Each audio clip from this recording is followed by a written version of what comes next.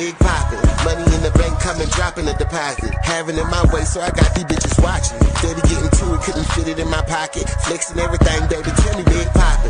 Money in the bank coming, dropping a deposit. Having it my way, so I got these bitches watching. Steady getting to it, couldn't fit it in my pocket. Flexing everything, baby, tell me what the topic.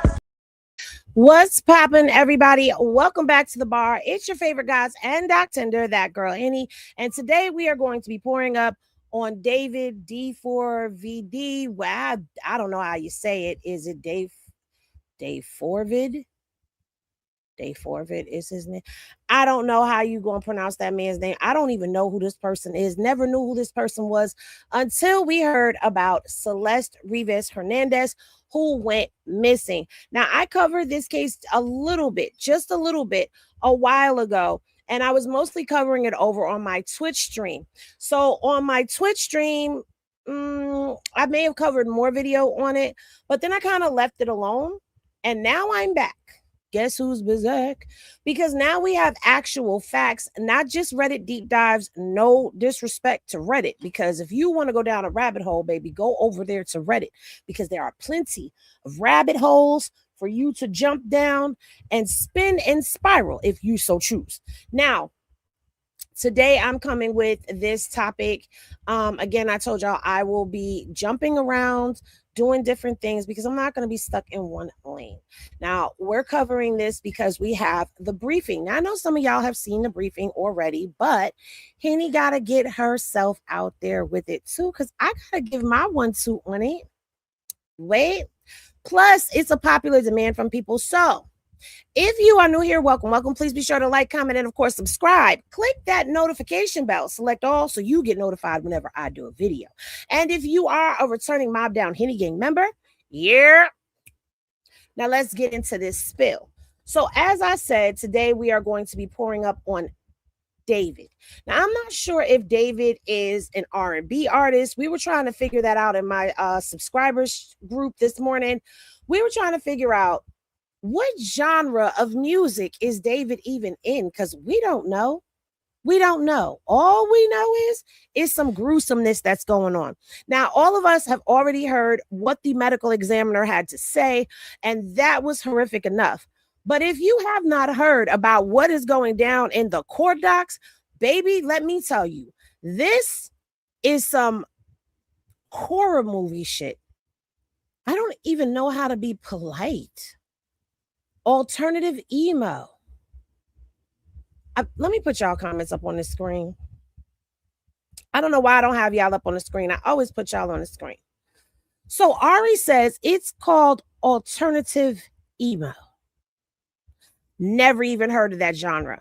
I've heard of rap, hip hop, gangster rap, R&B, cool. What is it? Classic rock, jazz, heavy metal, etc. etc. I don't know how you over there on the vertical live neither, but I'm seeing that there's some of y'all that are trapped over there on the vertical live. Salute to everybody on the vertical, because I decided to go both ways. I'm bilateral today. Is that right? Is it bilateral when you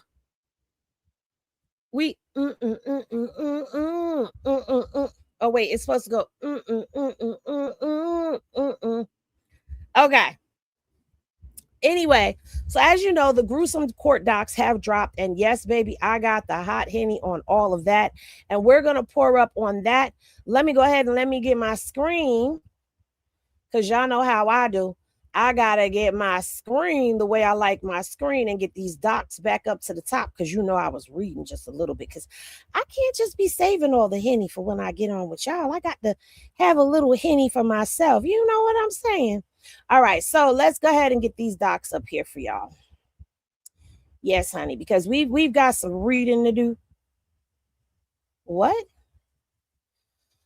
Lord, have mercy. Okay.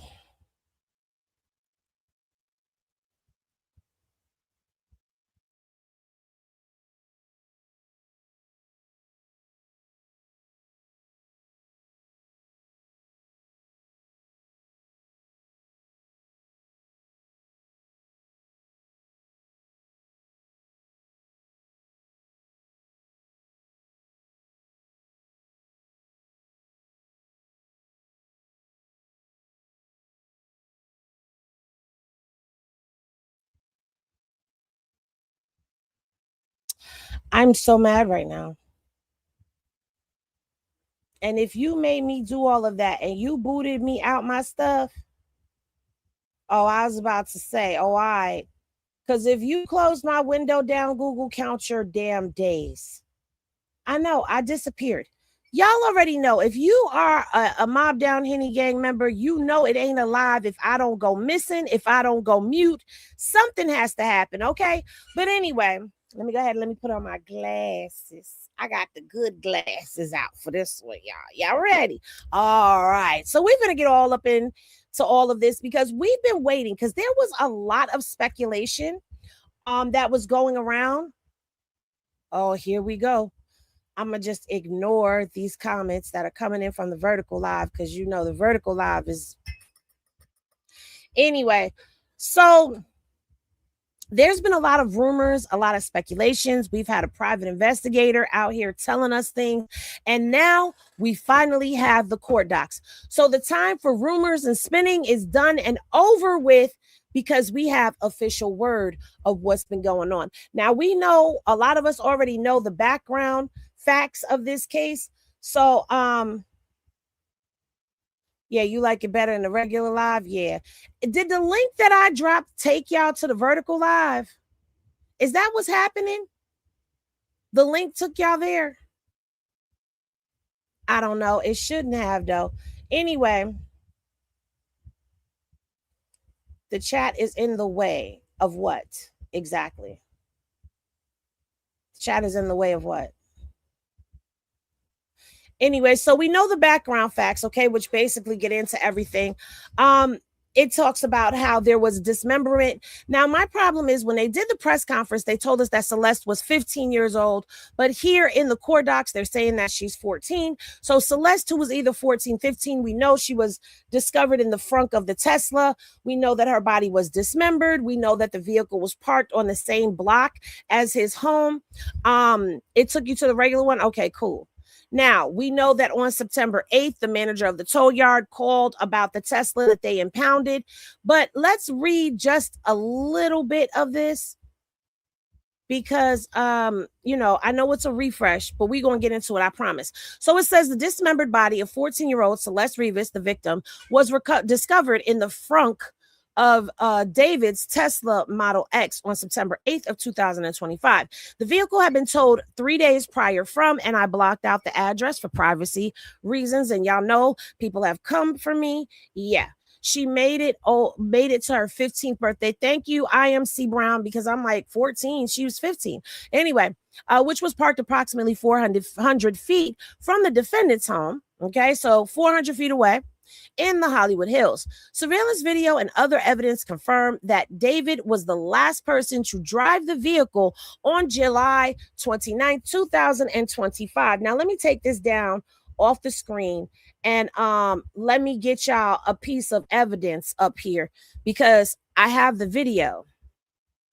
I do have the video. And we're going to play the video because they're saying that they had video of him driving the Tesla. So this is said video. So there you have it. This is a ring camera footage that is allegedly catching David driving the Tesla last. Now, I do have also a photo. Where's my photo? Is that my photo? Yes, this is my photo. So let me go ahead and let me put this photo up on the screen for y'all as well, because there is a still shot of a person's face. And I'm saying of a person's face because it's not a very clear shot of who exactly was driving the Tesla. And I'm zooming in, but they're saying that the person who was filmed driving the Tesla is David. That's what they say. They say it's David. So I really can't debate who it is. All right. So that's the photograph. I've showed you the video. Now let's get back into the court documents and finish reading them. Okay.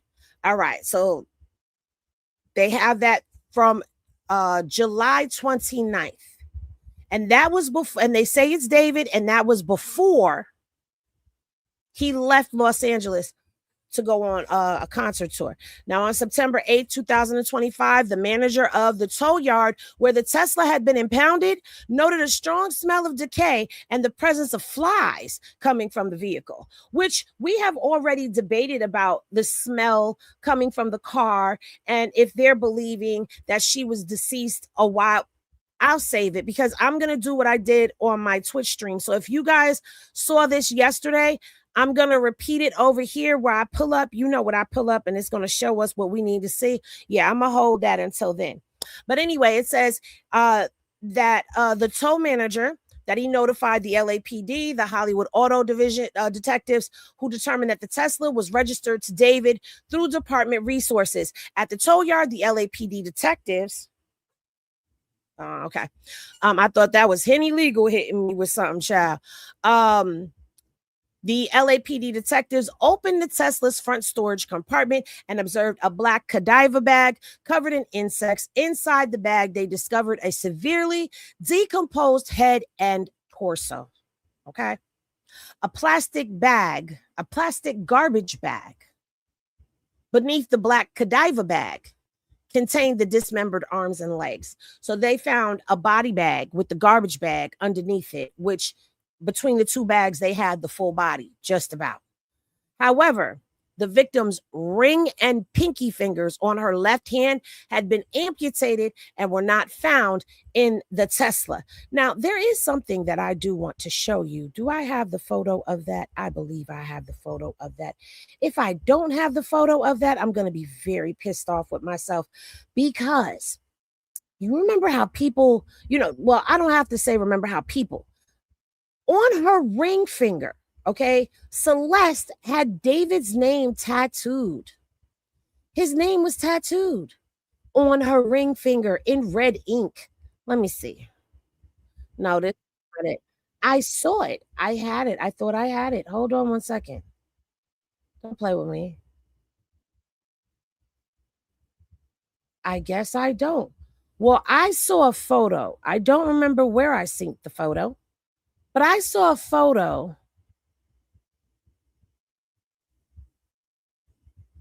of Celeste's pinky finger. I mean, not her pinky finger, her ring finger, and it had David written in script on her ring finger. So that ring finger was missing. All right.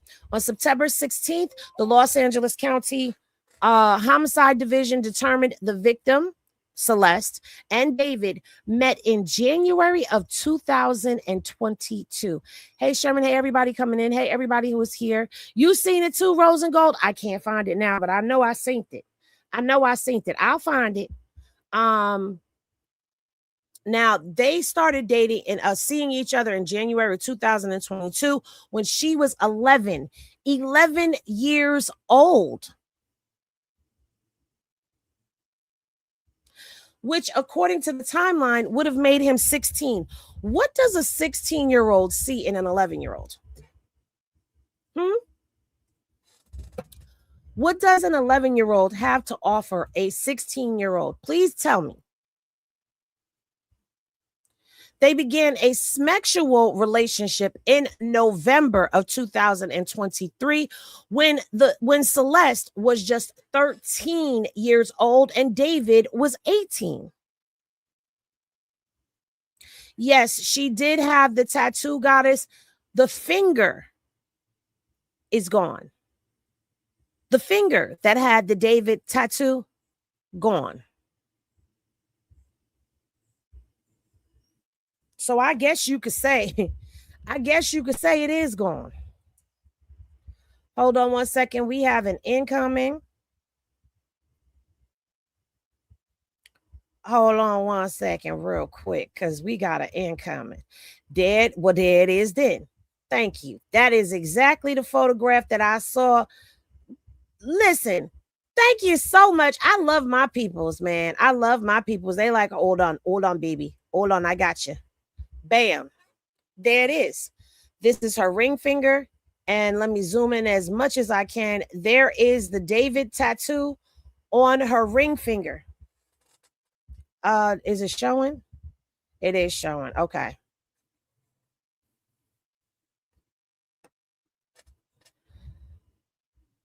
You took her finger because it had your name on it. What kind of sick shit is that? Lord, bless this poor baby's soul. Bless this poor baby's soul. Mm-mm-mm. Let's get back to the court doc, you guys. This is really a sad case, okay? Now, I guess he figured that he would wait until she was 13. Oh, Sherm, just you wait. Don't worry. Don't worry, because it's about to get real dark real quick, okay? Okay. Now, detectives learned the victim, which is Celeste, had been reported missing to the Riverside County Sheriff's Department, which from now on will be RCSD, all right, by her family who lived in Lake Elsinore. In February and in April of 2024, the Riverside Sheriffs telephonically contacted David on February 17th after they identified a phone number in Celeste's phone records that belonged to him. So when she went missing back in February and in April of 2024, they contacted David. Now, yesterday, a lot of us was asking, well, what was up with the parents? Okay, how did you just not know? So apparently, they got this information from her phone and they reached out to David. But he stated he was unaware that she was a minor or that she had been reported missing. The Riverside Sheriffs advised him that Los Angeles Sheriff's Department deputies would be coming to his home. On that day, David was living. Oh, I did not block out that. Okay. And so the Riverside Sheriffs and the LA Sheriffs conducted a welfare check at David's home. Now, the LA Sheriff deputies went to David's home that night at 8:15 p.m. and informed him that Celeste was a 13-year-old runaway. David again claimed that he was unaware she was a minor and he had only met Celeste once in person in November of 2023. However, David showed the deputies a yearbook photo of Celeste he had on his cell phone.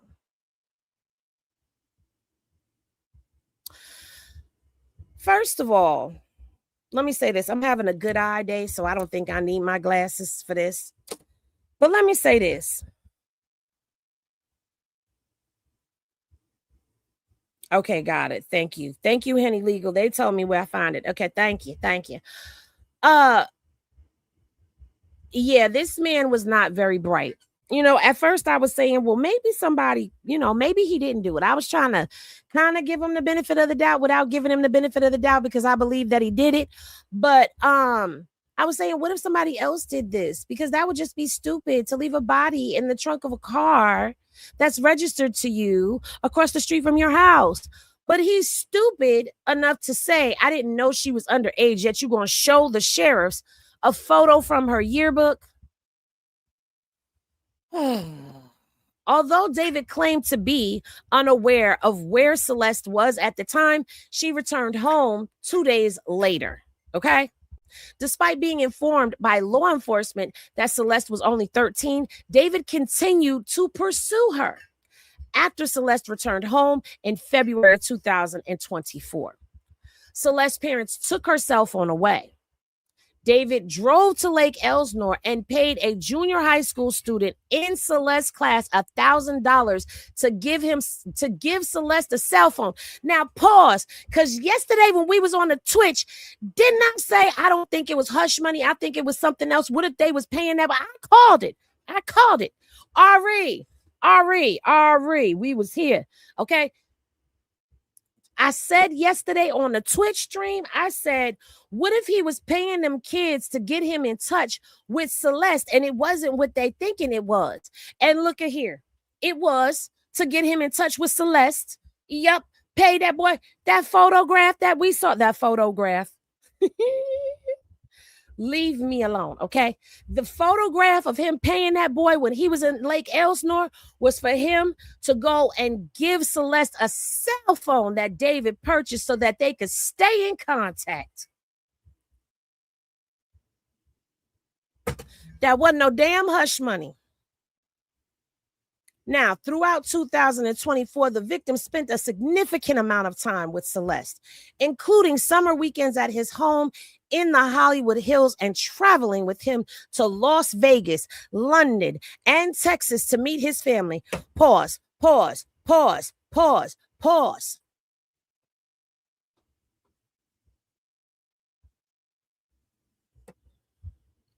Put my glasses on real quick.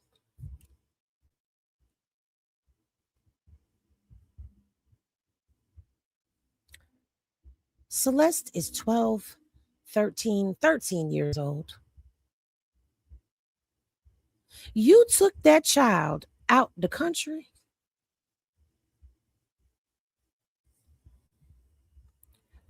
Where'd she get a passport from? I'm just asking questions. Where'd she get a passport from? So now, not only did you take her as a minor,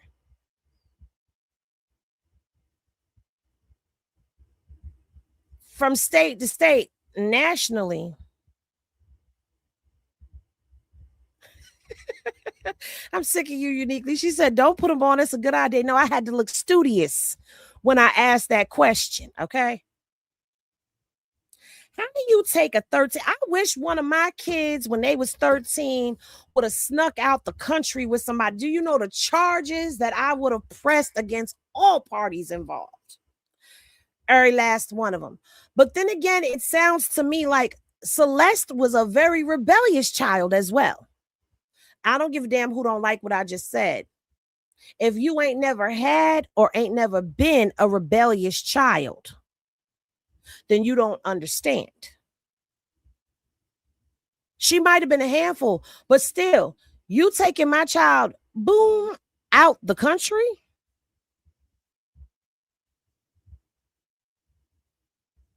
The parents knew something.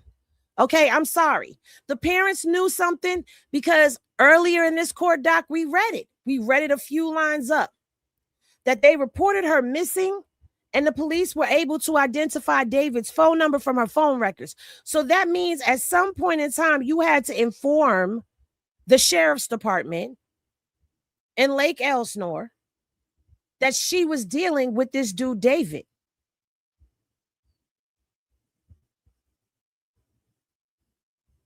So y'all knew what was going on. They took her cell phone from her. They took her cell phone. It says right here. She returned home 2 days later. After Celeste returned home in February 2024, her parents took her cell phone away, and David drove his ass to Lake Elsinore and paid that boy $1,000 to give Celeste a cell phone so he can continue to keep in communication with her. Restraining order. Restraining order. I'm pressing charges. Statutory rape. Stay away from my child.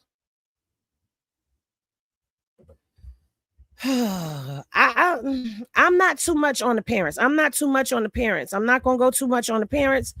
Because when you have a difficult child, it don't matter. And it sounds like this girl, Celeste, actually believes she was in love with David. I want to know who took her to get the David tattoo. I'm about to change up my my emoji because my emoji is not welcomed everywhere and I don't want to be causing no problems. But for right now, Henny Glasses in the chat, if you wondering who took this 13-year-old girl to go get a tattoo on her ring finger and how the hell did she get out the country at 13 to go to London? Let's continue. Text exchanges between Celeste and David contained references to SMECS, pregnancy, abortion, and the use of Plan B emergency contraceptives. I'm going to read that one more again for the people who may not have caught that in the back. Text exchanges between Celeste and David contain references to SMECS, pregnancy, abortion, and the use of Plan B emergency contraceptive. Stop right there.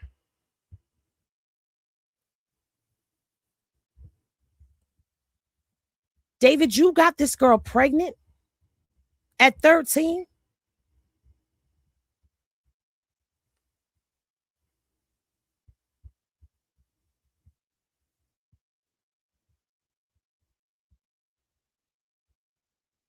I'm trying to tell you, IMC Brown. She said, then you go after the dude. The cops would have been knocking on his door each and every time she went away.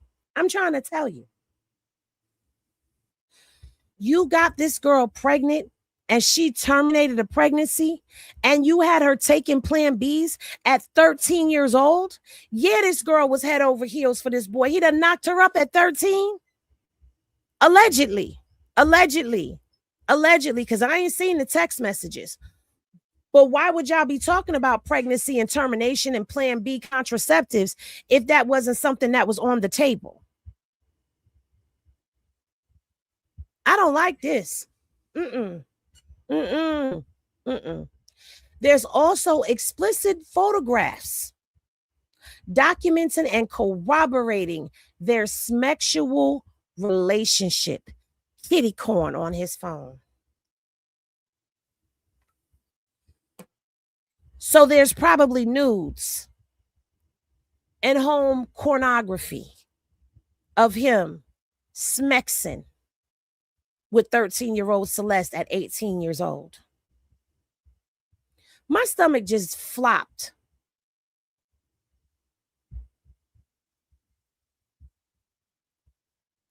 Yeah, it was. She fell in love with this young man. There's too much adult shit going on with this child. Okay. In November of 2024, David and Celeste broke up. Although they continue to communicate and text, suggest they also continue to have sexual relations.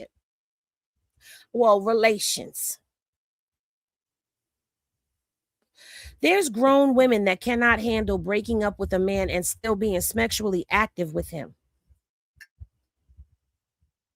You think a 13-year-old girl who listened to all of the stuff that we just heard, smex, pregnancies, terminations, Plan Bs, sexual photographs, probably videos, all types of stuff. I done got you tattooed on me. I'm running away from home. You taking me traveling with you. You break up with me, you still having smex with me. You think I'm going to take that well at 13 and there's grown-ass women that can't take that type of behavior? Let me breathe.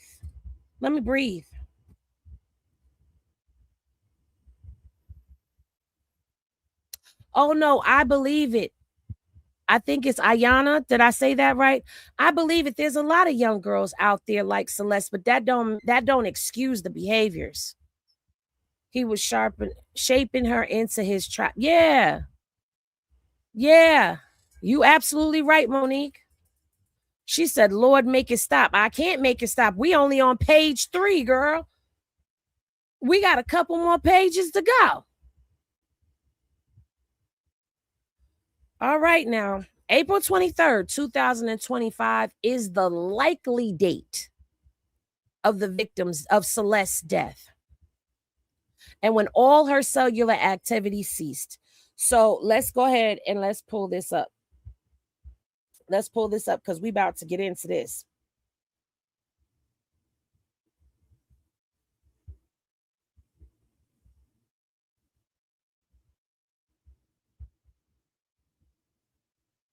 They said April 2025.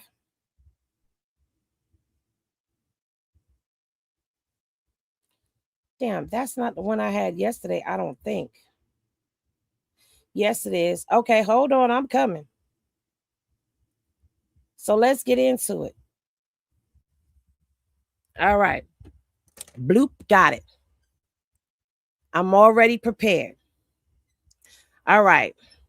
The night prior to April 22nd, David and Celeste engaged in a lengthy argument described in detail in their text messages. The messages revealed Celeste's jealousy over David's relationship with other women, as David led her to believe they had a future together. Celeste became extremely upset and threatened to disclose damaging information about her relationship with David to end his career and destroy his life. David's first studio album was due to be released on April 25th, 2025. He had an emerging multi-million-dollar career already in progress. He had multiple product endorsements, which were highly profitable. At approximately 8:40 p.m. on April 23rd, 2025, David sent an Uber to transport Celeste from her Lake Elsinore home to his residence. They communicated before and during her Uber ride, which dropped her off to David's Hollywood Hills home around 10:10 p.m. At approximately 10:30 p.m., David sent text messages to Celeste inquiring where she was. The police contended this was part of David's premeditated plan to cover up the murder, as she was already dead by this time. Knowing he had to silence Celeste before she ruined his music career, and she had threatened, very soon after her arrival at his home, David stabbed Celeste to death multiple times and stood by while she bled out. At no time did he call law enforcement or 911 or take her to an emergency room to attempt to save her life. Pause. I showed this yesterday on my YouTube, on my Twitch. So y'all got to follow me everywhere I am, because y'all be missing out on stuff, and then I got to repeat stuff for the people that's over here. Let me show y'all this video that I showed yesterday, because it stands out and it resonates so much. And it's from his romantic homicide song. Let me take this down. We're going to get back to the court doc.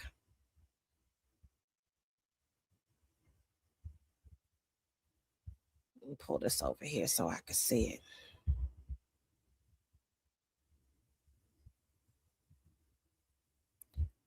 Now, we pointed this out yesterday, how in this video, this young lady, she favors Celeste. Let me make this bigger.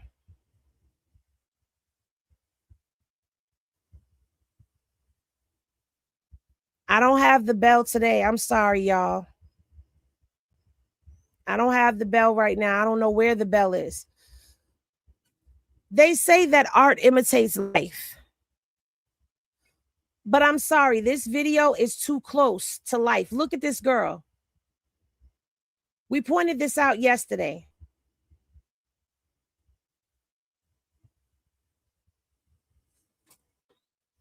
A young woman dressed in a white dress with curly hair. And this video was made 3 years ago, prior to Celeste unaliving.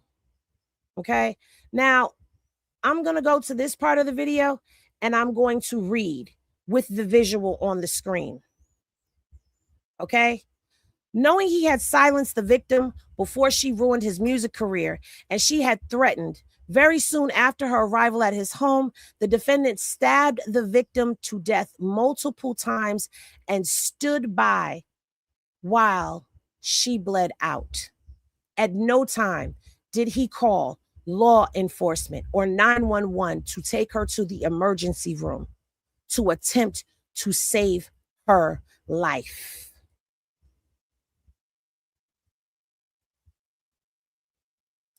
It hits different when you put the song, the visual, to the words in the documents.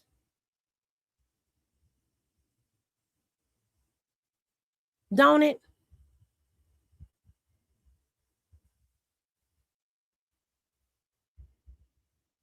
It hit different. Let's get back to the document. Share the video if you are enjoying the content. Let's get back to the court doc. Despite knowing she was dead and her family was trying to find her, the evidence will show defendant lied and claimed he didn't know where she was. In fact, David drove to Santa Barbara County immediately after Celeste died. attempting to dispose of her property and destroy evidence. At approximately 11:30 p.m. on April 23rd, 2025, David drove away from his home as he texted and called Celeste's phone, asking where she was. Again, these were acts calculated and planned to set up his defense within a very short timeline after Celeste's vicious murder. David drove his Tesla north on the 101 freeway to San Marcos Pass Road, SR 159, near Lake Cachuma. I don't know if I said that right or not, in Santa Barbara County. He returned home early the following morning on April 24, 2025, before going to a radio interview for the release of his album that week. So you done unalived this girl. And now you go into a radio interview as if nothing happened. He sent 2 additional text messages to Celeste's phone that day, which obviously went unanswered because she was already dead. After April 26, 2025, David never attempted to contact her again. Tellingly, David subsequently purchased tools to carry out his plot to dismember and dispose of Celeste's body. On April 24th, 2025, defendant ordered a shovel from Home Depot that was delivered to his home from Postmates. On May 1st, 2025, David ordered and subsequently Amazon delivered 2 chainsaws to his home. So, on April 24th, the day after he unalived Celeste, okay? Because let's go back through this timeline real quick. On April 23rd, he sent the Uber to get Celeste and had Celeste brought to his house. Celeste arrived to his house at 10:10 p.m. That's according to what the police are putting together. By 10:30, she was dead. 20 minutes after arriving on the 23rd, she was no longer with us. On the 24th, the next day, he's doing a radio interview. And then he purchases a shovel the next day. And then on May 1st, he purchases 2 chainsaws from Amazon. Oh, hold on. I got something for you. Hold on. If you're new here, I promise you're going to love it here. You ready?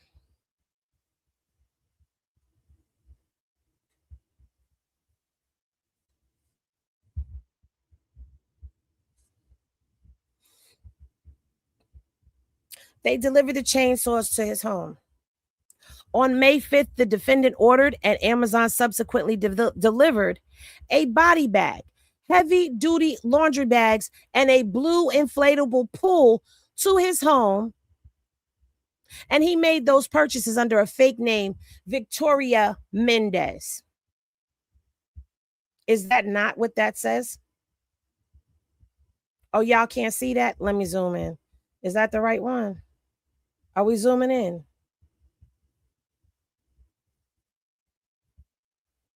Victoria Mendez. Oh, you need a better, okay, because that was probably the pool and stuff, right? Oh, okay, wait, hold on. I got one for you. Hold on. That wasn't enough. Henny, that don't look, okay, hold on. I got you. Don't worry. I got you. Where's the other one? Where's the other photo? Did I close the other photo? Oh, no. I didn't show it. Boom.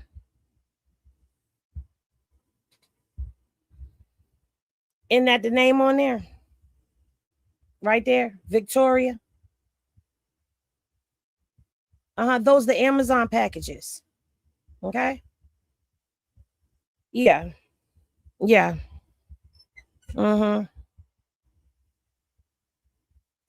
Let's get back into this court doc though.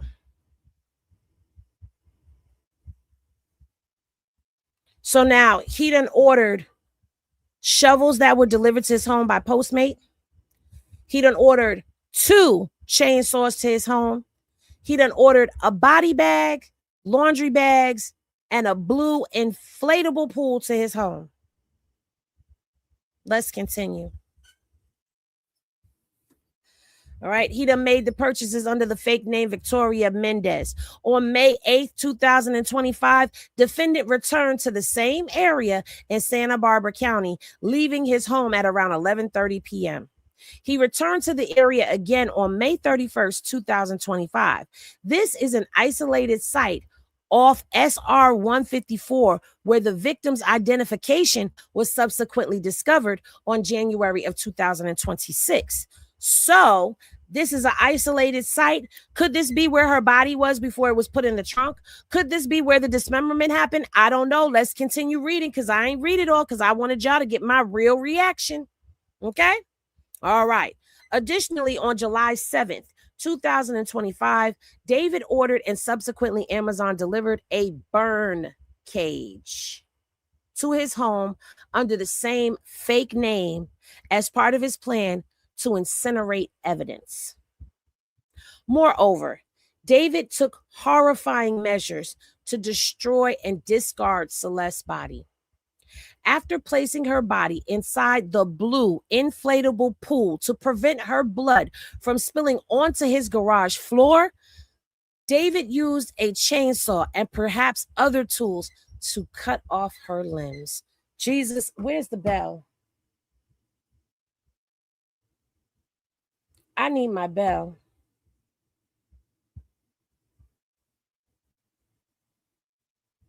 Now, y'all remember, and it says it in here too, the blue fragments that was found inside the cuts on the limbs. I got to take these earrings off, child.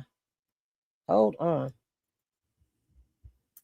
It was pool fragments in the limbs of her body.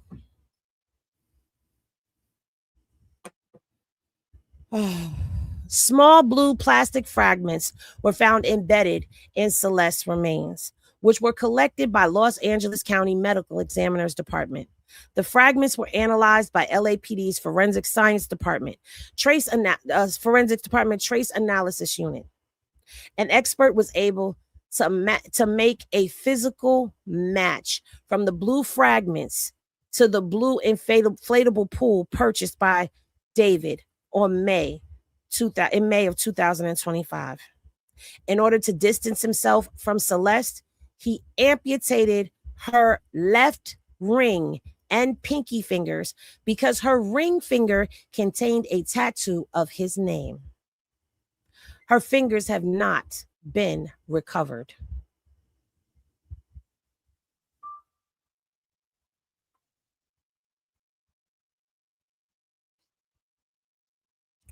David then placed her head and torso into the cadaver bag he purchased.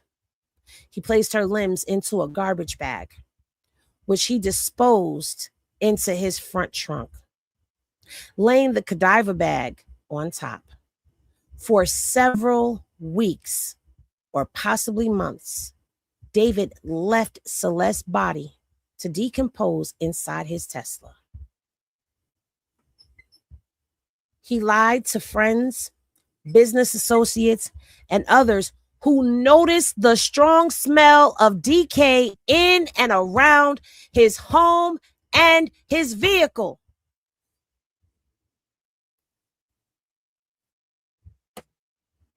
He dismembered her inside of a pool, in his garage, in his home,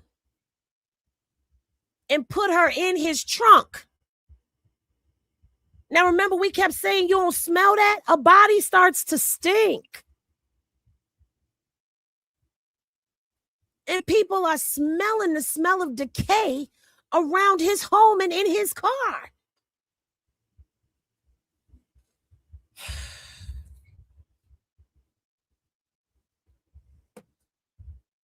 Before leaving on his concert tour at the end of July, he parked his Tesla on a street around the corner from his home. LAPD served a search warrant at David's home on September 17th, 2025, after Celeste was identified by the Los Angeles County Medical Examiner on September 16th, 2025. Inside the garage, detectives discovered evidence consistent with the dismemberment of Celeste's body in the inflatable pool, which contained linear cuts. Several biological samples, which tested positive for blood, were collected within the garage area. DNA analysis determined that various samples matched Celeste's unique genetic profile. On December 9th, 2025, the medical examiner ruled Celeste's death a homicide caused by 2 penetrating injuries to the torso. So now we just found out that that's what the medical examiner had ruled her death as, but they've known this since December 9th, that it was ruled as a homicide. On January 17th, 2025, Celeste's U.S. passport card was found by Caltrans workers off S-154 in Santa Barbara. So he took her passport card and chucked it. The people will present the following evidence at the preliminary hearing, included but not limited to. Now, here is the evidence that the district attorney is going to present tomorrow, May 1st. Is it tomorrow? Yeah. The description of photographs depicting Celeste naked, as well as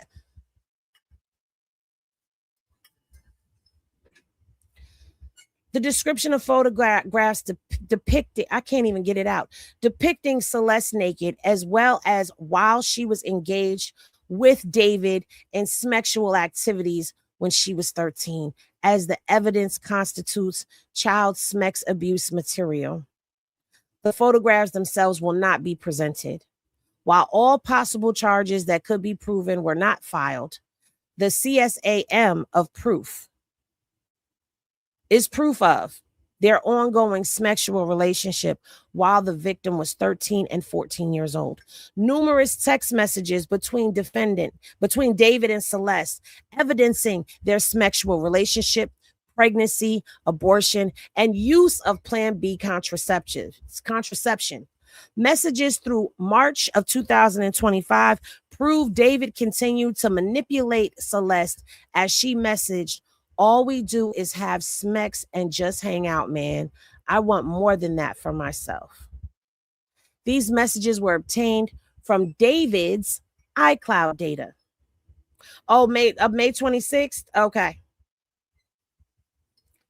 David's cellular activity and communications derived from David's cellular activity and communications derived from David's iPhone and Tesla, which demonstrate David's activities from April 22nd, 2025 to April 24th, 2025, including a trip to Santa Barbara County in the middle of the night after Celeste arrived at his Hollywood Hills home. Surveillance video of David driving his Tesla on July 29, 2025, for the last time before parking the vehicle and leaving on tour at the end of July. DNA evidence developed from bloodstains collected from David's garage, which matched Celeste's genetic profile. Proof of David's Amazon purchases and deliveries at his residence include 2 chainsaws, a body bag, an inflatable pool, heavy-duty laundry bags, and a burn cage after April 24th, 2025. Proof David purchased and delivered from Postmates a shovel from Home Depot to his home on April 24th, 2025. Uber records showing David's transaction where he ordered an Uber to pick up Celeste from her Lake Elsinore home and transport her to his residence the night of April 23rd, 2025. Proof of David's lucrative career as a singer-songwriter. Prior to April 23rd, 2025, David had an album release party on the night of April 24th, 2025, before embarking on an international tour in late July of 2025. So the day after he unalived Celeste, not only did he have the radio interview, not only did he order the shovel, it turns out he had a release party. Text messages exchanged between David and Celeste on April 22nd and April 23rd, 2025, where Celeste threatened to expose David and destroy his career. This brief is to assist the court in understanding the scope of relevance of evidence the prosecution intends to present at the preliminary hearing. The prosecution has issued numerous subpoenas and is prepared to proceed with the preliminary hearing. The defense has had multiple opportunities to request a continuance, but has not done so. Furthermore, California Penal Code subsection 1050 requires the defense to prove at least 2 court days' notice to request a continuance. In view of the limited scope of evidence to be presented at the preliminary hearing, detailed in this brief, there should be no substantial impediment to moving forward with the hearing as scheduled.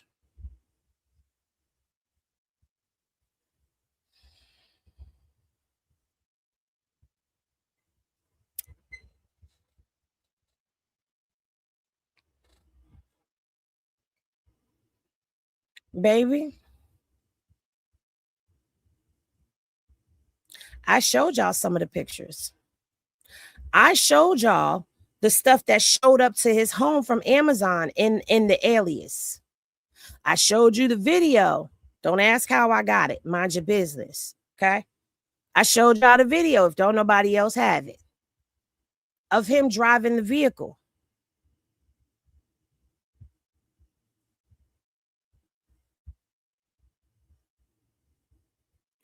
This is gruesome. This is horrific. I would love to know if the DA is going to seek the death penalty for this one.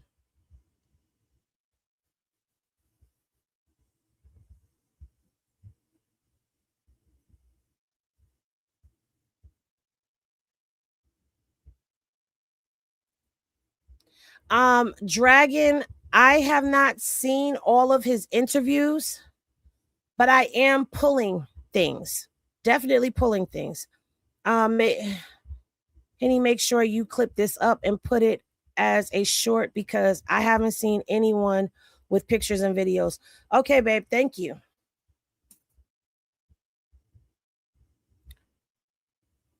If you're in favor of this particular case having the death penalty on it, drop a Henny glass in the chat.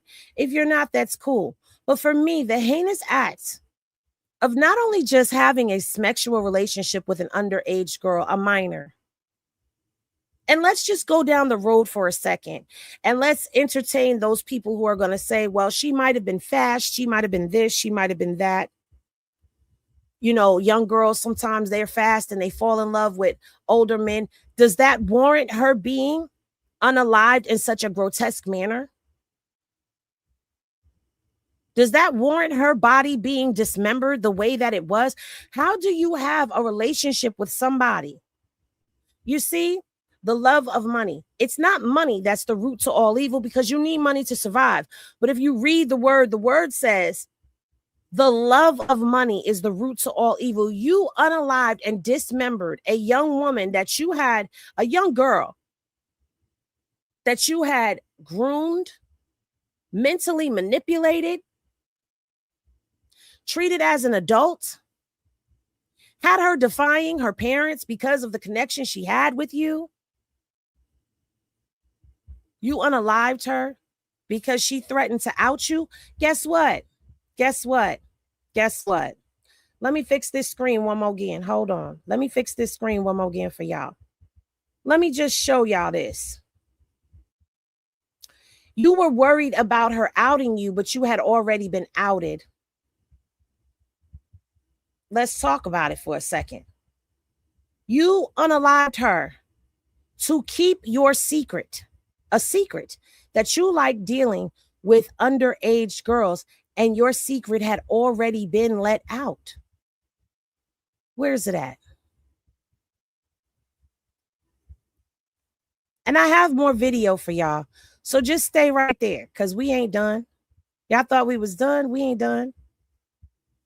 Where is it at? Now, I was able to find it 1, 2, 3 yesterday.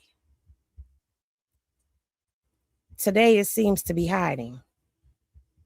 Let me go to my shorts history.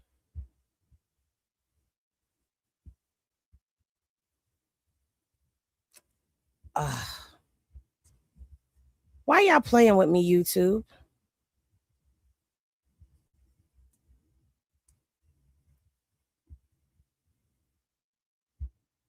Well, there's a video that I had played of Celeste and David on a live stream. And Celeste said something about him sleeping with kids. That he liked sleeping with kids. It was already out. It was already out. Hold on. I'm going to get it. So you unalived her for something that people already heard. Hold on.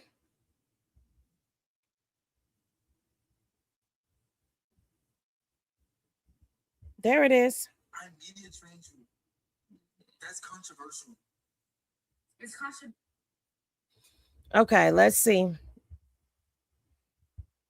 Yep, that's the right page. Got it.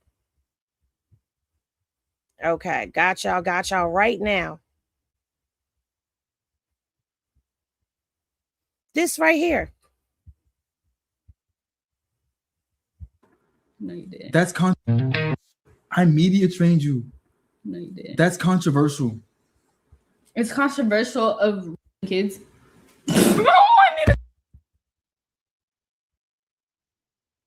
Really good. Okay, it's been a good one. Bye guys. Mwah, mwah, mwah, mwah, mwah. Oh my! Delete everything. Delete everything. Everything goes. I media trained you. No, you didn't. That's controversial. It's controversial of kids.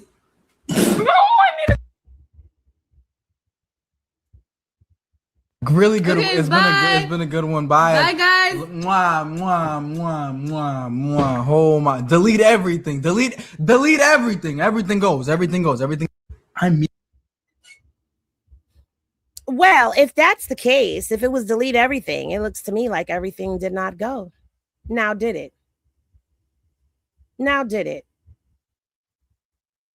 Hold on. And this is why people, Celeste peeking around the corner. Celeste with David. This is Celeste videoing him.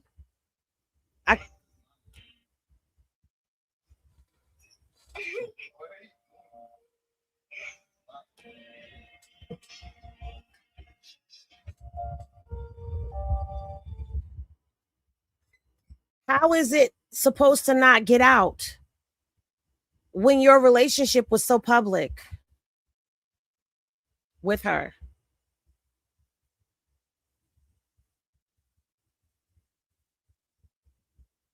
So you unalived her to try to keep a secret that wasn't even really a secret.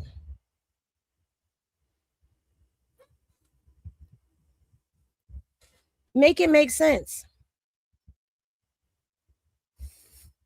Make it make sense.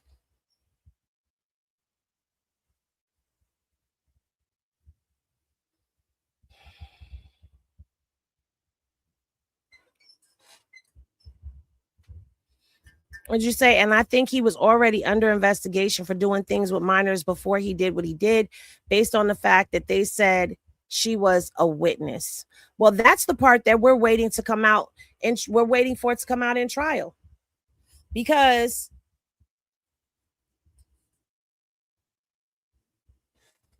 was she going to testify against David already? And he knew it? Had she already spoken to people? Did somebody send that clip of her saying that he was screwing children? Oh, I'm sorry. Inappropriate with teacup humans?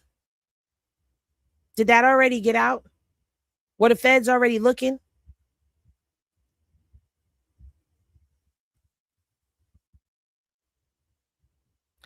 Things that make you go home. I'm waiting. I'm anxiously waiting to see what else happens and what else goes down when it comes down to David. As for me, I'm going to be digging on David and pulling up all that I can find out about him because people are asking me for certain things, and I'm going to be giving you those answers.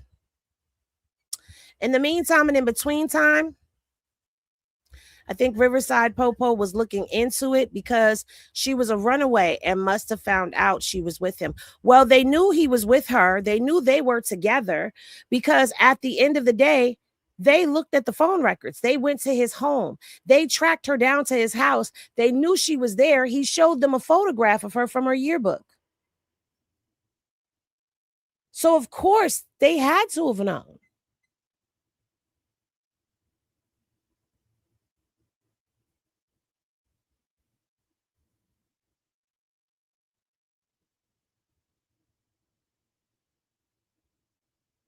I agree with you, Lee. Lee said so many people let this poor girl down, and you are 1,000% right. So many people did let this girl down.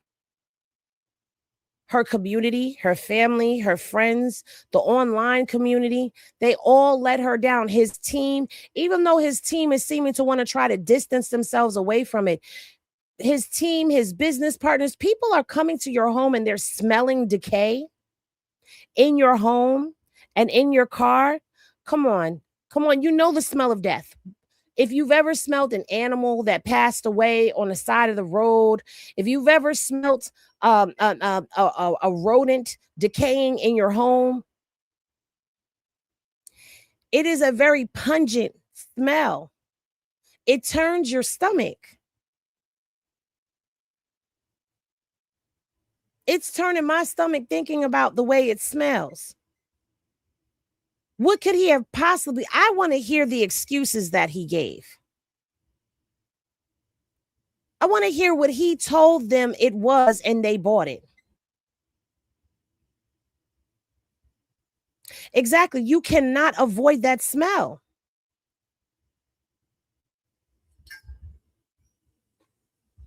Right, High Priestess Holly. You can't deny the smell of death.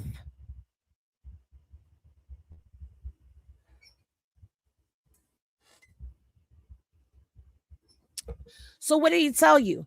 Because see, the detective said, and I don't know, I'm taking what he says with a grain of salt because I don't know the validity of him. I just don't know.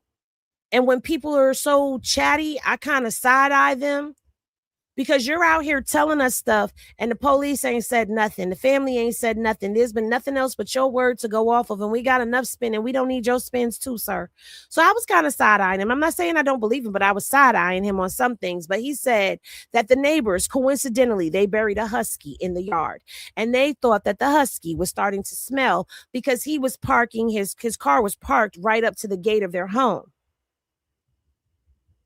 And they were smelling the smell and the smell would come and go.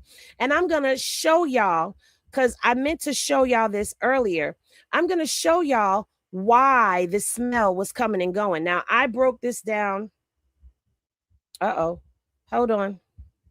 I broke this down over on my Twitch stream yesterday. So this is April, okay? This is the temperature. These are the temperatures for April, all right? On April 23rd, the day that Celeste went over there, it was 61 degrees during the day and 55 at night.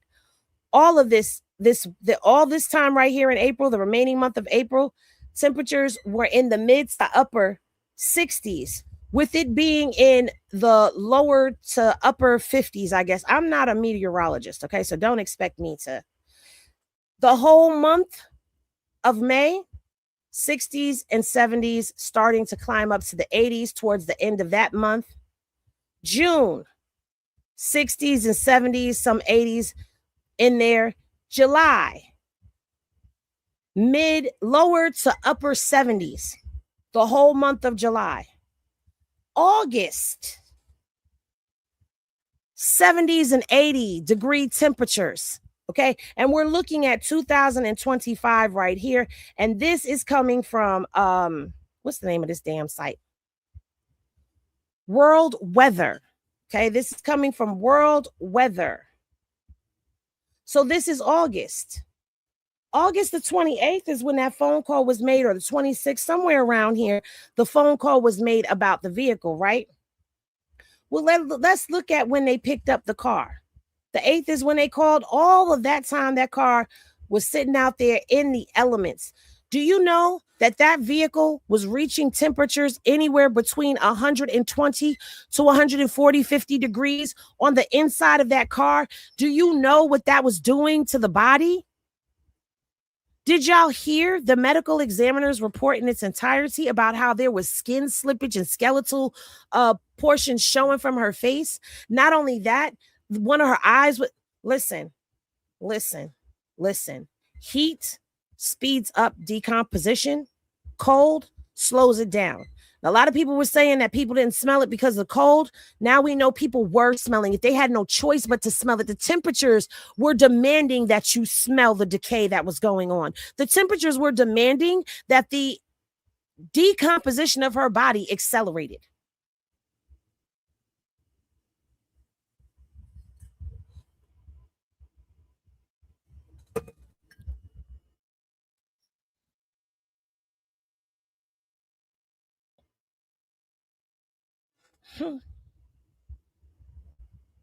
Holly Weird is falling down, y'all. But anyway, let me check my email real quick and make sure we don't have nothing new that done dropped in from the Henny Legal. Shout out to Henny Legal for doing their thing. They're always on top of the job.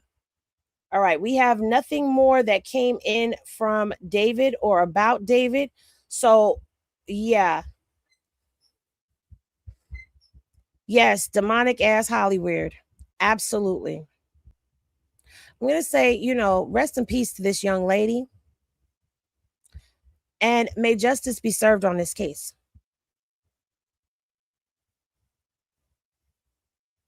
I will be on top of this. I did give an update on Janae on my Twitch as well. I'll make a clip of it and put it up over here. But make sure you guys are following me on. Hold on one second. We got one more. Don't leave nowhere. Don't leave nowhere. Hold on. We got an incoming coming in. Give it a minute, y'all. Don't leave. Shout out to Henny Legal. I'm waiting for the incoming right now. So it appears that you guys are going to get a breaking news, a first look at something as we are live right here. So there it goes. Okay.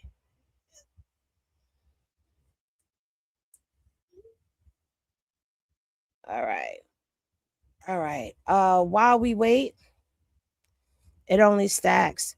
You're right. All of this is only stacking on top of everything. I really still feel, even though his business associates and everyone is trying to disassociate themselves from this case, I still feel like they need to be held accountable. I feel like everybody involved should be held accountable and charged with something, because at the end of the day, all of you were around. Everybody was privy to knowing that this man had a thing for young girls.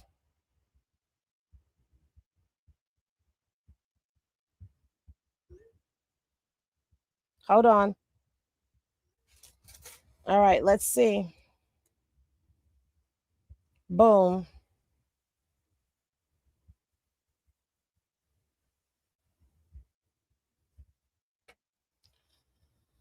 Okay, hold on, y'all, because I have to do something really quickly before I even show this. I have to do something.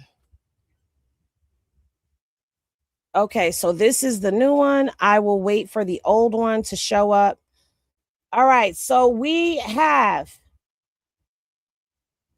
some death certificates to look at.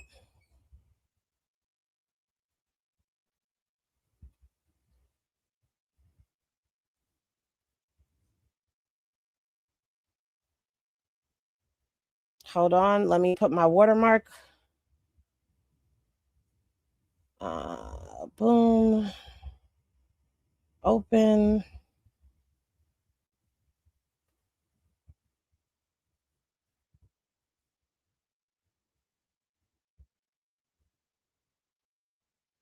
Hold on, you guys. It's coming. Okay, that's one image. Oh, I don't care.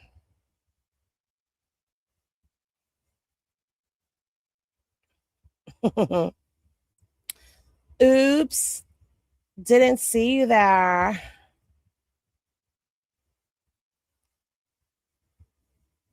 Okay. Well, I don't have to do that because this came from TMZ. So let me go ahead and let me stop.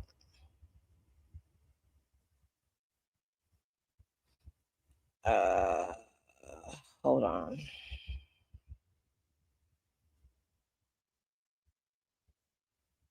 Okay. 1 second. I'm coming. I'm sorry. 1 second. I'm coming. I'm sorry. Okay. The old one, the new one. All right. So let's get these documents up on the screen for you guys. Let me move them over here. Put the old one first. All right. So we're going to share this tab and we're going to put it up on the screen. This is Celeste's death certificate. Okay. So first off, bump that. I'm still going to put my stuff up there. I don't care. Boom. Okay. So now let's get into it. So this one right here was the original death certificate, the first one that they had done. Okay, on Celeste, you can see her name right there, Celeste Abigail Rivas Hernandez. All right. She was a middle school student. We know that already. There goes her parents' names. I'm looking for. It was deferred.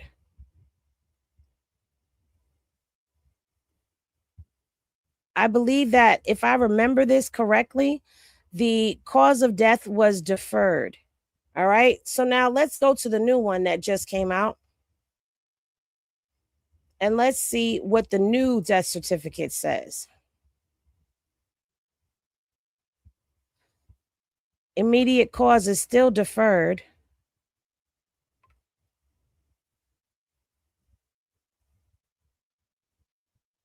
Hold on, y'all.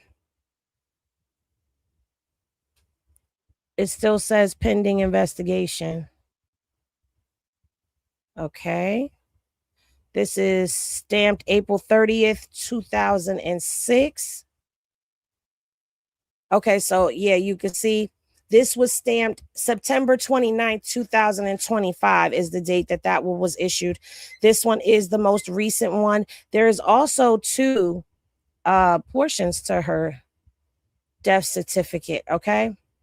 So on this one, on the new one, it says multiple penetrating injuries. It says deferred still, but it gives you multiple penetrating injuries.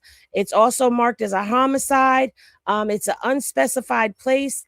It's also with objects, and it is unknown as to the location and everything that all of this went down. It's still pending an investigation, but there's more information to this death certificate, which actually solidifies what it is that the medical examiner said that they found. And right here, you see the medical examiner right here. It's dated 4/22/2026.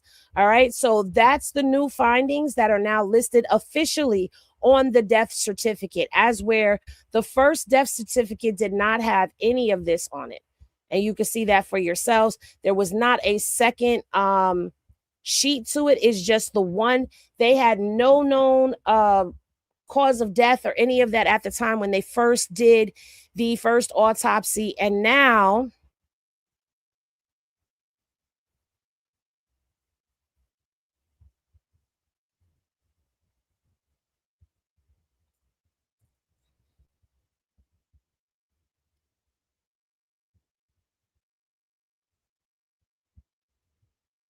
I'm trying to see if I can figure out what these codes are. Okay, so hold on, because I'm not even on, I'm over here. Okay, so yeah, see,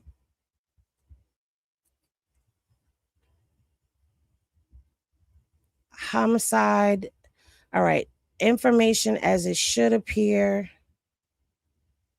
Information as it appears on original record. All right, so we've gone from this.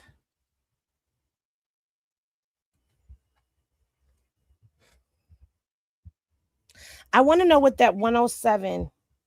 Let me see if I could get these codes so we could break them down.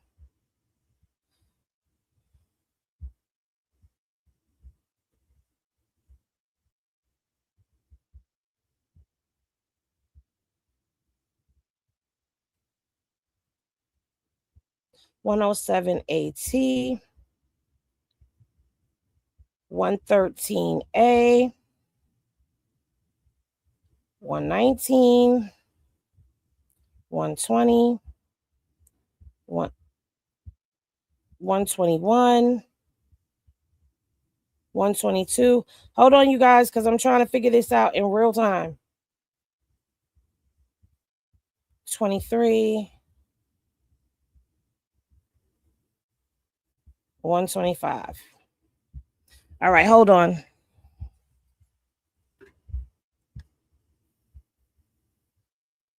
Okay.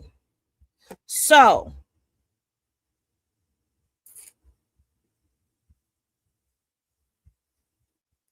(107) AT.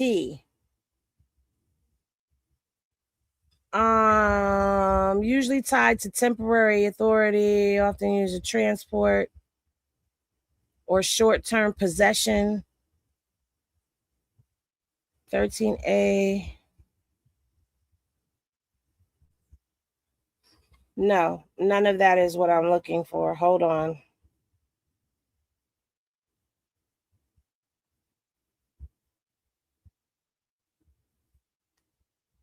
I gotta download it. Hold on, you guys. We gonna find this information out. Don't play with me.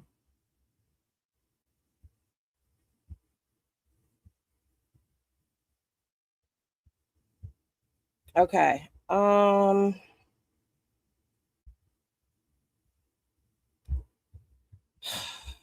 It's not letting me do it.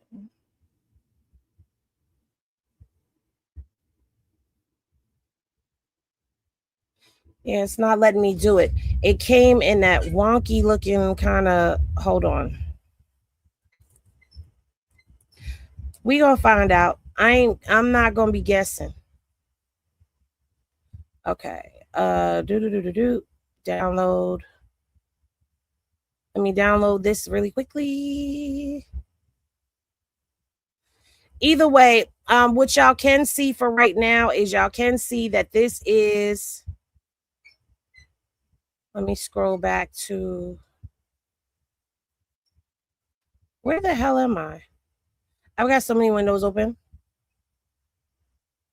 I know y'all are probably like, oh my God, if she don't hurry up. I'm coming. Relax. Death certificate. Okay. What are the codes on the second page on the death certificate? That's what we're looking for.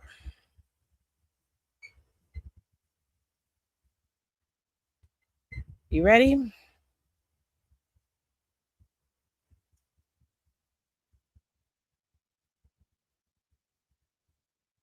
Okay.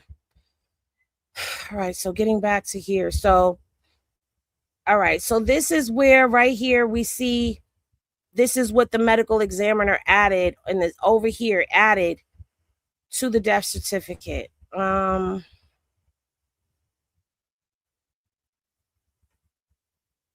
What is going on?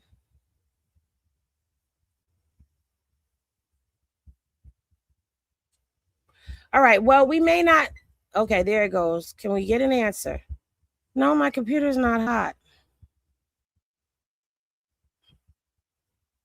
Okay, so A106 deferred means the cause of death was not finalized at the time of the original certificate, common in cases needing an autopsy or a toxicology report. 107A is multiple penetrating injuries. This is part of the cause of death description. More detailed medical findings added later. All right. So 113A, unknown, refers to contributing conditions or related factors, and those are unknown at this particular time. The 121 unknown is usually tied to how the injury occurred. There's no explanation for 122. 123, unspecified place. It's unknown, so they don't know the location of her death. 124 is with an object, but the object is unknown because they do not have the actual instrument that he used to cause those penetrating injuries to Celeste. 125 is also unknown, which relates to the field where details were not available. Okay, so there's no more details available for that. Told y'all we was gonna figure this out. We was gonna figure out these damn codes now. I told y'all we was gonna figure out these codes. Don't play with me. So right now, even though it's unknown to them, what is known to us, hold on. All right. So that 107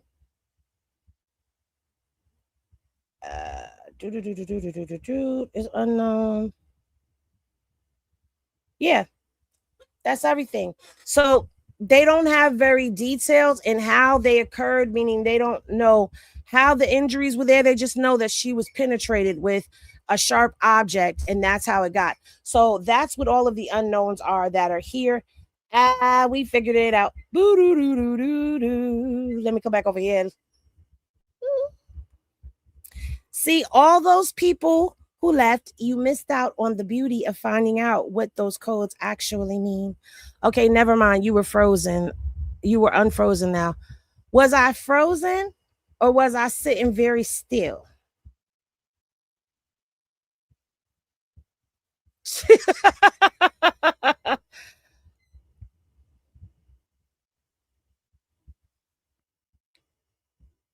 What you said, I think it's section numbers on the certificate. Section 107A, probably check the certificate to see if he, I didn't even bother to check. I didn't even see. I always do the hard way around. I didn't even bother to check the section locations on the certificate. Girl, I ain't bothered to do all of that. Plus, I can't see that. I ain't even gonna hold you. I can't see what's going on a certificate like that with them itty bitty phone numbers, the little itty bitty numbers that they got up there. I couldn't see them. So yeah, no. But I found out what it was. I'm unfrozen. Am I still frozen? I was frozen like Frozone. What state is this happening in? California. No, you might have been right, but I didn't see your comments because I was just like, okay, wait a minute. So let me figure out what the figure out is on this. So now we know. Okay, I'm not frozen no more. Okay, good. Because I don't want to be frozen. All right, so there y'all have it. I'm going to have to go back and I'm going to have to remove all of that dead air from when I was just sitting there and I was frozen in place. I got to remove all of that from the live stream. But I was posing. Was I cute when I was posing?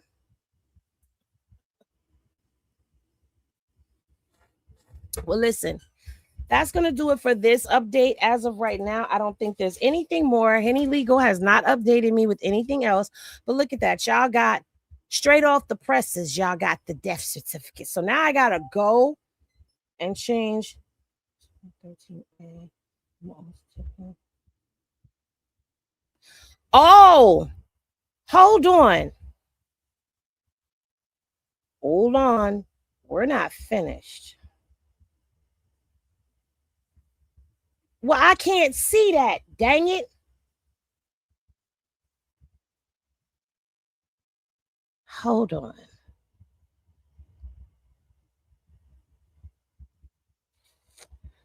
$107. Yup. Yup. It's unknown. They don't know when she died.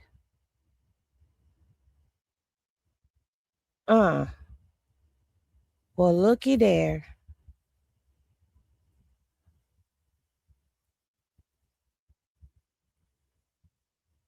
Can I highlight that?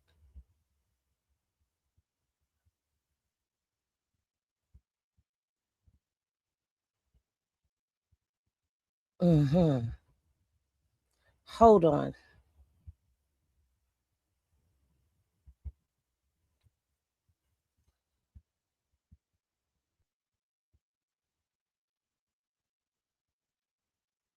I'm probably breathing hard all into the mic right now. Okay. Now I'm gonna have to make this a different color because it's already blue. All right. What are we looking at, Henny? Can y'all seize that? Is y'all seizing that?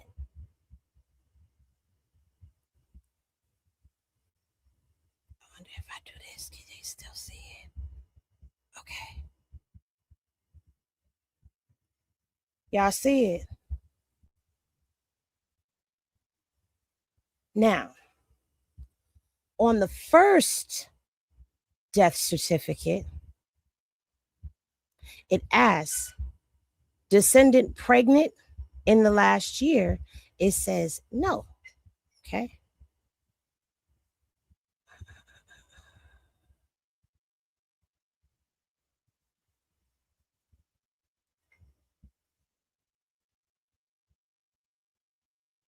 On this one, it says no.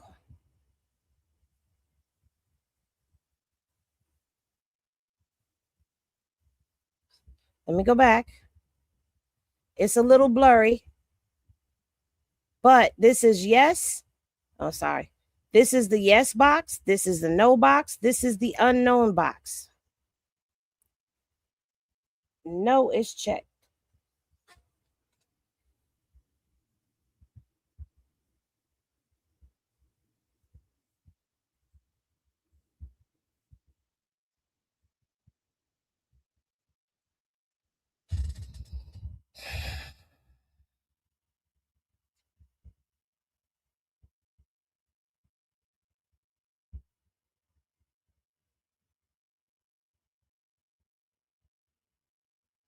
Hold on.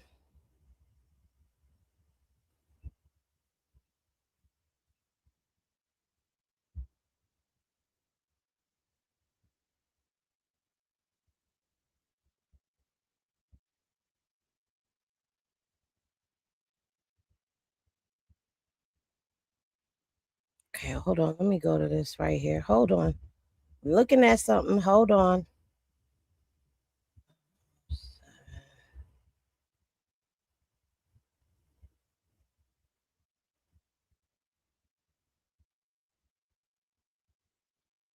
Okay, so if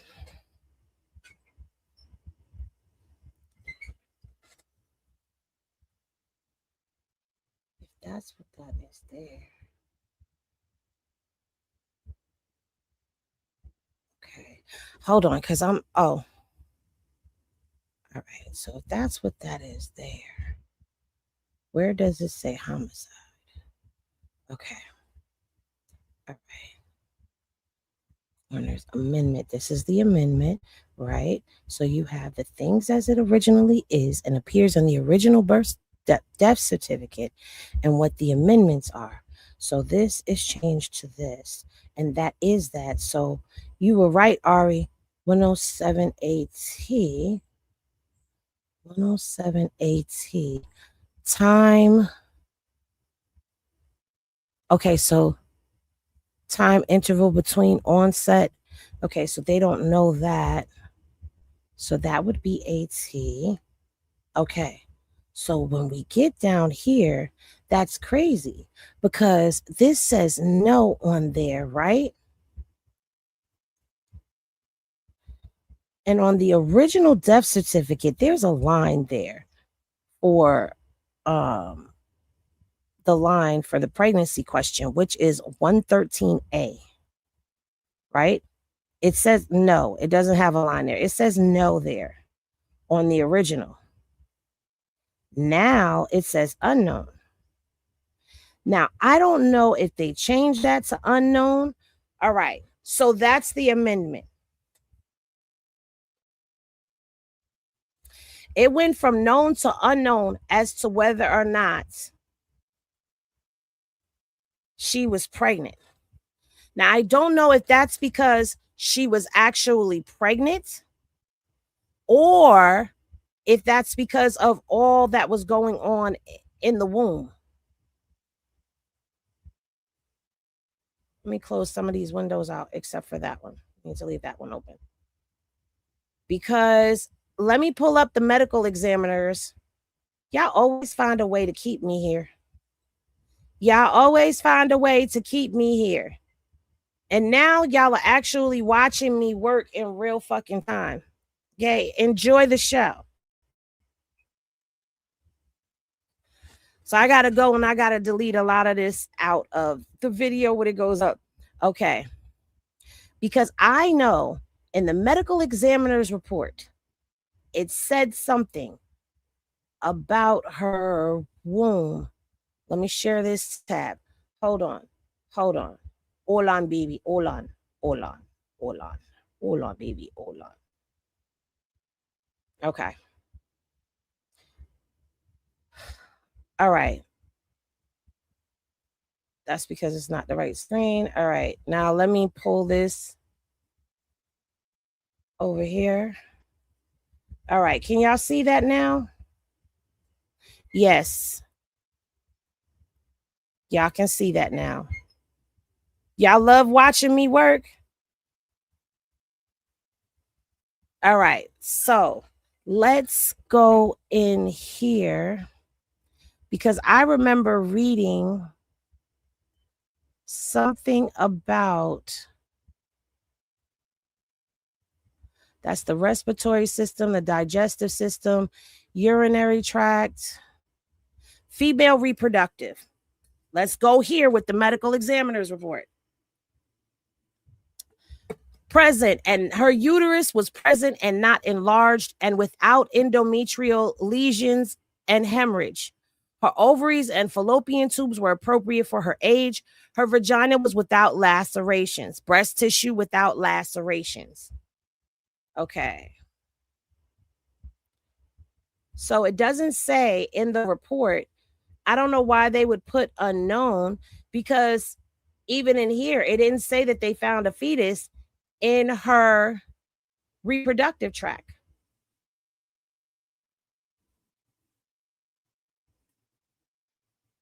Now here, right here, it says other female right here. Other female reproductive tract findings, severe post-mortem, severe post-mortem changes.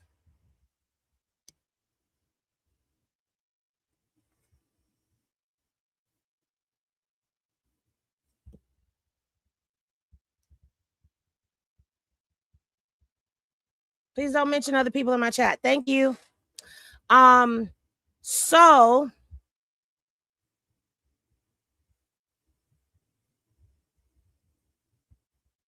right, in the past year, that means that she would have had to have been pregnant within the past year, including leading up to her demise. But it just says that they found severe post-mortem changes. Her uterus was large, was present and not enlarged, without endometrial lesions and hemorrhage, and that her ovaries and fallopian tubes were appropriate for her age, and that her vagina was without lesion. And the other female reproductive tract findings, severe post-mortem changes noted. So I don't see anything in this ME that says that she had a fetus in her uterus. So I don't know if they're saying unknown now, like you're saying, because of the text messages, and they're saying that it was severe post-mortem changes noted. I don't know. But as of right now,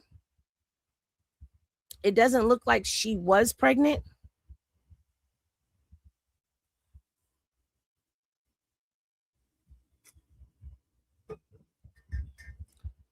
But I guess we're going to have to wait for other stuff to come out.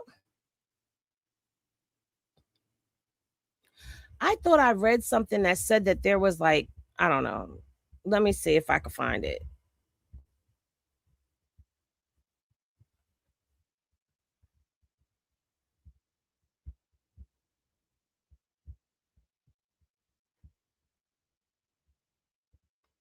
Oh.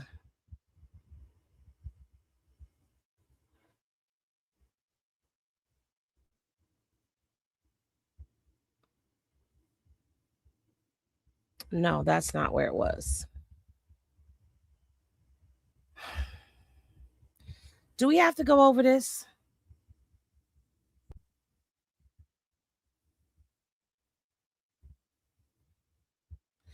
Okay, so you guys, this is the diagram of Celeste's body.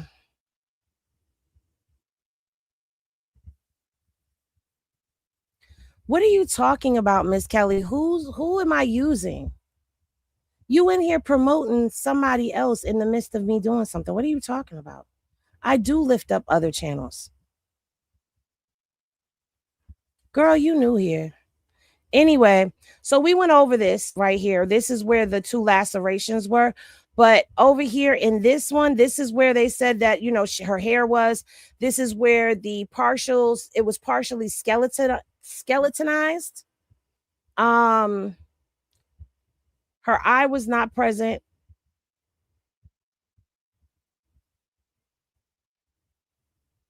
Bye. Like, at the end of the day, what are you talking about?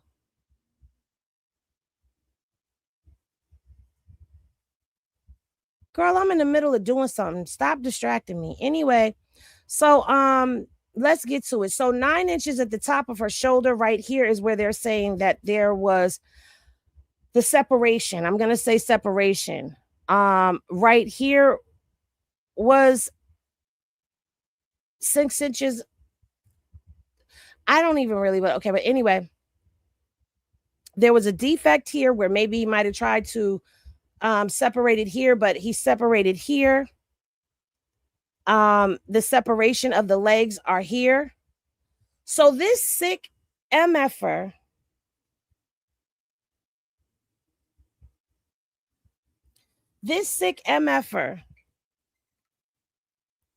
cut her legs into 3 sections.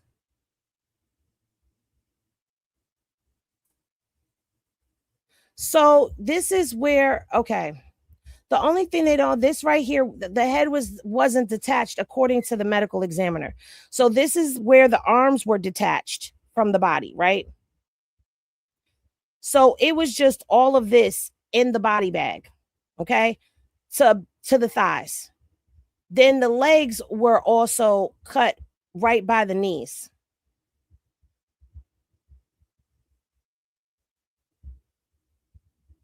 So this portion of her leg, this portion of her leg, this portion of her arm were what were found in that trash bag.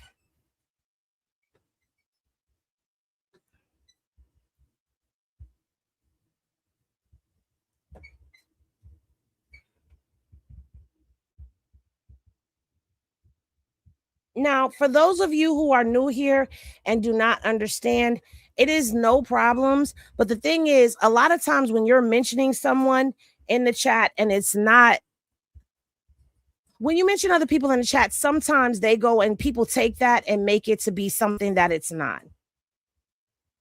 Like, oh, if y'all start talking about someone in the chat and I didn't say nothing, automatically my name gets put into it because it's my channel. Now, at the end of the day, I'm in the midst of presenting. So when I'm in the midst of presenting, I don't usually look at the chat. But when I look at the chat, and I see something like, I don't even know what you're talking about. But anyway, yeah, so now we've got a full picture of everything that went down. And I don't know, we're going to have to wait to see about the whole pregnancy thing. I read this to them yesterday on Twitch, so I don't have to like really read this again. But I do find that very interesting that they would say, as far as pregnancy, it's unknown. Now, the only other thing that I could think of is maybe she was not pregnant at the time of her unaliving, but maybe she did get pregnant within a year of her being unalived, because we're talking about terminations and plan Bs and all of that. So I don't think she even knew what she was talking about. I don't know if she knew what she was talking about. That would explain why, right?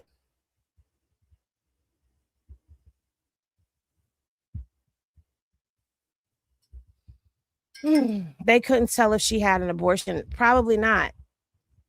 Depending upon how far along it was. And then not only that, it said that there was severe decomposition to her reproductive tract. So they probably couldn't tell, just based off a decomp, what had happened prior to.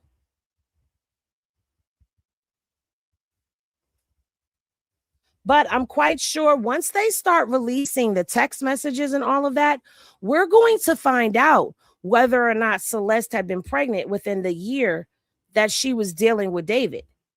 And when it was that she allegedly, if she had one, had her termination. Because again, you're having a conversation with a 13-year-old, with a minor about terminations and plan Bs and pregnancy. And the police have been very good at keeping things at the chest so that we, the public, don't know what's going on. But now that they're starting to present evidence, we're starting to see a little bit more. And the more that they pull the veil back, the more sick and grotesque and disturbing and dark this whole case is. I think this is going to be one of the worst cases that we have in 2026 thus far.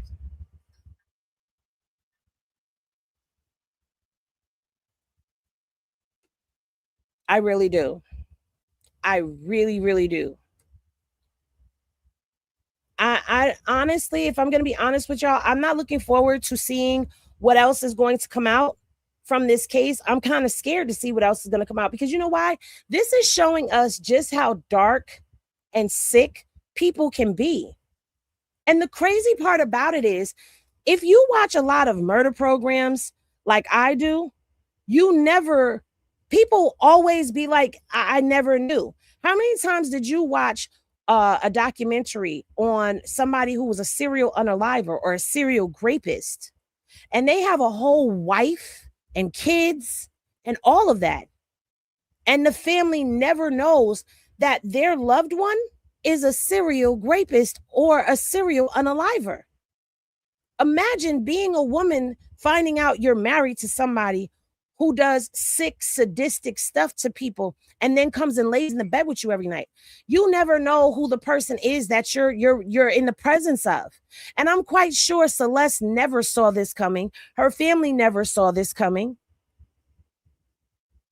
You never want to think that somebody that you love, somebody that you trust, would be a person that would do the ultimate betrayal to you. But you know what? And I have to say this because I'm not going to bite my tongue. I'm going to say what the hell I feel, because this is my channel. Let this be a tale, a cautionary tale for young girls out there. Let this be a cautionary tale for you young girls out there. This is why your parents tell you you're too young to date. You're too young for a relationship. You're too young for a boyfriend, because you can't pick up on context clues. And there's people like David that are out there. David made that song that has that girl that looks like Celeste, where it's looking like it's depicting the unaliving of her. He did that song 3 years ago. 3 years ago, Celeste was alive. And according to the documents, 3 years ago, Celeste was dealing with David. So now my question becomes, how long was he premeditating this? How long was he planning this? All of these songs of In My Mind, in the back of my mind, I killed you. How long were you thinking these things? Within 20 minutes of her arriving at his home, the police are estimating she was already deceased. So that means as soon as she walked in the house, you killed her. And watched her die. And then you put her body in a pool. You ordered a chainsaw, you ordered a shovel, you ordered a pool, you ordered the body bags, you ordered the laundry bag, garbage bags, and you dismembered her. And then left her in the car to rot. Young ladies out there, because my age range goes from 15 to 65 and up. Young ladies out there, let this be a cautionary tale to you.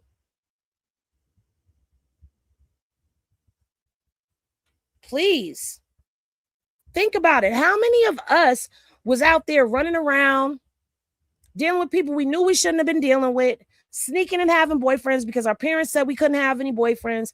Think of how blessed and covered we were that this didn't happen to us, and we're here today to tell the story. Celeste is not the first girl that this has happened to. She's just the first person who made national news. International, if you want to really look at it, because it's on the internet, and the internet is global. But this type of stuff happens. And it's not just celebrities. This stuff happens in everyday real life. Parents, stop trying to be your kids' friends. Stop trying to be their friend. Be their parent, because they need you to be their parent. Y'all can be friends when they grow up and have their own place and they're paying their own bills and they're taking care of themselves. Then y'all can be friends. But while they're growing up and they're in your household and you're taking care of them, you're not their friend. You're their parent. So what if they hate you? You're doing your job. If they are mad at you because you are trying to correct their behavior, not because you're abusing them, then you're doing your job. Don't be afraid to shake their room down like a CO in a prison. Because, baby, I will get to going into them rooms. I flip mattresses. I pull soles up on sneakers. I flip every pocket inside out. I go through the closet. I go through the shoe boxes. I go through the drawers. By the time I'm done tossing that damn room up, they are so mad because it's going to take them 2 to 5 business days to get that room back in order after I shake that bucket down. Do you hear me? I've gone as far as to take the door off of the room. I have gone as far as to put tape across the door, stopping them from being able to go in their room. You have no room. You have no room. Go in there and sleep on the couch in the living room. You have no room.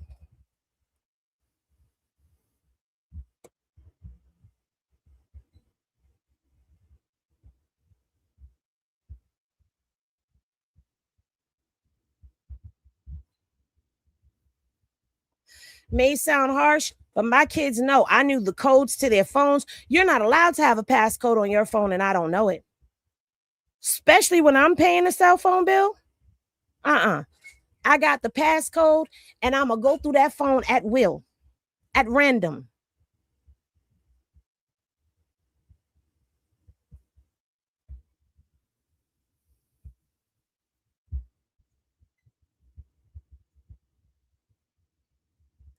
Prayers still go. I still, send prayers out to Celeste's family because this is every family's worst nightmare. And I could only imagine what her family is going through. in this immediate moment. I can only imagine. And that's why I said I'm not going to be too much on the family, because I'm quite sure they're blaming themselves for what happened.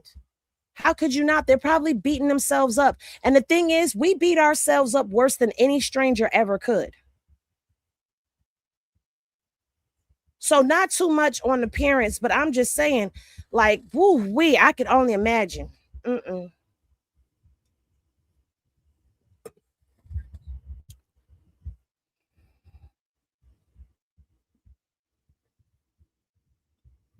I'm not so-and-so. Mama, I'm yours. Exactly. I don't give a damn what your friends are able to do.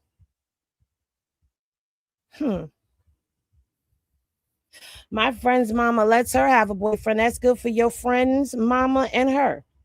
And guess what? A lot of them friends' mamas that let them have boyfriends, they got multiple babies now. No offense, no shots. No tea, no shade. I'm just speaking facts. Anyway, thank y'all for tapping in and tuning in with your girl. We will be deep diving on this David thing on Twitch, but not right now.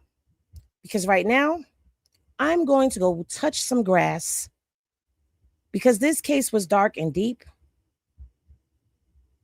But I thank every last one of y'all for tapping in and tuning in with your girl. If you are new here, welcome. You will love it here. I promise you will love it here, because we have fun. We try to make the court docs fun, but we also spit real shit over here.